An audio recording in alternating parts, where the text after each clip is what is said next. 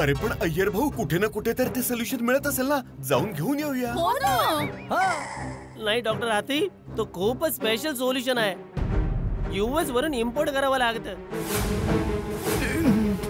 ते जर आज ऑर्डर केलं तर ते 1-2 महिन्यानंतरच येतं.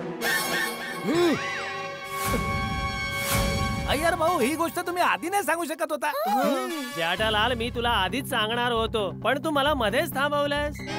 अहो मग जसं मी तुम्हाला थांबवलं तसं तुम्ही पण मला थांबवायला पाहिजे होतं ना. पण आता या वादाचा काय फायदा जेठालाल? सगळीकडे फिरून परत आपण तिकडेच आलो. काकाजींच्या पायातून लाकूड सुटणार कसं? नाही निघणार. आता मला या लाकडासोबतच चालण्या फिरण्याची सवय लावावी लागणार. बापूजी, कमीत कमी 1-2 महिने तरी असंच राहावं लागणार. काय करू शकतो? आजोबा प्लीज तुम्ही नाराज होऊ नका. काही ना काहीतरी मार्ग नक्कीच निघेल. खरी गोष्ट आहे.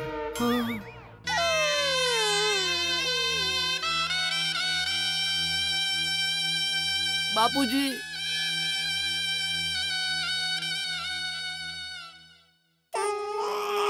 काय अय्यर भाऊ तुम्ही पण लॅबोरेटरी मध्ये व्यवस्थित चेक करून नंतर बबिताजींना सांगायचं होतं ना. आम्हाला सगळ्याला किती उत्साह वाटला होता. पूर्ण सोसायटी मध्ये एक आनंदाची लहर आली होती. तुम्ही सगळ्यावर पाणी फिरवून टाकलं. काय अय्यर अंकल, तुम्ही रसगुल्ल्यासारख्या मूडवर लिंबू पिळून मूड आंबट केलात. गोले, काय बोलास तू? परत बोल. काही नाही. अरे बोल ना गोले, काय बोललास तू? ते परत बोल. नाही सॉरी मम्मी, काही नाही. अरे काय नाही, काय तू काहीतरी बोललास ना. अरे त्या मुलाला काय घाबरवता? मला विचारा, मी बोलतो. बोली आता बोलला की सगळ्यांचा रसगुल्ल्यासारखा गोड मूड होता, त्यावर तुम्ही असा लिंबू पिळून सगळ्यांचा मूड आंबट आंबट करून टाकलात. लिंबू आंबट, ऍसिड, युरेका युरेका युरेका. सापडला. काय झालं अय्यर भाई? हसताय कशाला अय्यर भाऊ? हसताय कशाला? अरे जेठालाल, काकाजींच्या पायावर जो गम लागला आहे ना, त्यावर आपण अय्यर भाऊ, काय बोलताय तुम्ही? बापूजींच्या पायांवर ऍसिड टाकणार? अय्यर भाऊजी, विचार करून करून तुम्ही हा केला? काकाजींच्या पायावर ऍसिड? नाही. अरे नाही, थांब. अरे हा माधवी वहिनी, हा ना अय्यर भाई, नाही. ऍसिड टाकलं ते पाय जळून जाईल.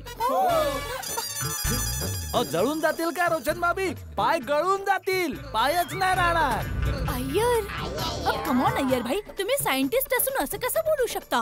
बघा, अरे कोमल वहिनी, मी सायंटिस्ट आहे म्हणून असं बोलतोय. मी ते सॉल्युशन घेऊन येणार होतो ना, त्यात पण ऍसिड असतं जो त्या गमला विरघळतो, आणि लिंबू मध्ये पण ऍसिड असतं. आणि ही गोष्ट तर मेडिकल सायन्स पण मानतो, हो ना डॉक्टर हाथी? अगदी खरं बोललात. लिंबू तर व्हिटॅमिन सी आणि ऍसिडने भरलेलं असतं. आपण काय करायचं, लिंबू पिघळलेल्या गरम पाण्यात काकाजींचे पाय असे बुडून ठेवायचे. त्याने काय होईल, गम विरघळेल आणि हा प्रॉब्लेम सुटेल, आणि ते लाकूड त्यांच्या पायातून निघून जाईल. क्या बात. काय? गरम पाणी आणि लिंबू? अरे मग वाट कशाची बघायची? मी फटाफट लिंबू घेऊन येते. अरे नाही अंजली भाभी, 1-2 लिंबूनी काय नाही होणार. 400 ते 500 लिंबूंची गरज पडेल. हा, मग आपल्या सगळ्यांच्या घरात जितके लिंबू आहेत आपण घेऊन येऊया ना, आणि बाकीचे सगळे मार्केट मधनं मागवूया ना. हा, एखाद दुसरा माझ्या घरी देखील असणार.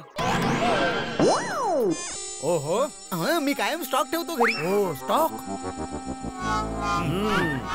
नाही, मी काय म्हणतो, लिंबूचं तर ठीक आहे, पण गरम पाण्याचं काय? बापूजी गरम पाण्यामध्ये पाय ठेवायला तयार नाही होणार. अरे हो. जेठालाल, असं कसं चालेल? काकाजी ऐकत नसतील तर आपण त्यांना समजावायला लागेल. नक्कीच.